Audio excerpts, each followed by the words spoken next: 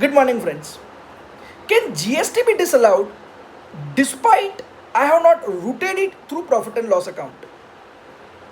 Let me first deal with two judgments which are in favor of assessee. Then I will deal with the third one where a view in favor of revenue has been taken. Let me also clarify that all these three judgments relate to the assessment year to which ICDS are applicable. Let us first deal with the Ahmedabad ITAT judgment and Delhi ITAT judgment, because in both the cases a view in favor of assessee has been taken. The Supreme Court judgment in the case of Chaurangi Sales Bureau has been distinguished, and a Delhi High Court ruling has been followed where a view has been taken that a service tax, if not debited to profit and loss account, cannot be disallowed. So Ahmedabad ITAT and Delhi ITAT followed the Delhi High Court where the disallowance of service tax was deleted on the ground that it was not debited to profit and loss account. The Delhi High Court judgment was for the year prior to the ICDS were made applicable.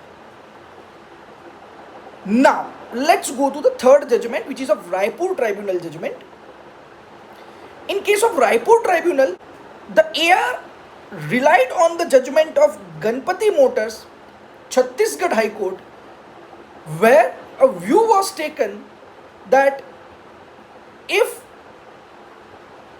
GST not debited to profit and loss account cannot be disallowed under section 43B. However, the tribunal ruled in favor of revenue, relying on section 145A as well as ICDS, and relying on a Bombay High Court ruling. The tribunal held that the amendments made in form of ICDS, the law amended by section 145A, now makes it mandatory for the assessee to adjust the value of purchase and sale of goods and services as well as the value of inventory so as to include the amount of duties and taxes irrespective of the fact whether the credit of the same is taken or not. Hence, simply because assessee has followed an exclusive method of accounting on that count, assessee cannot be relieved from section 43B.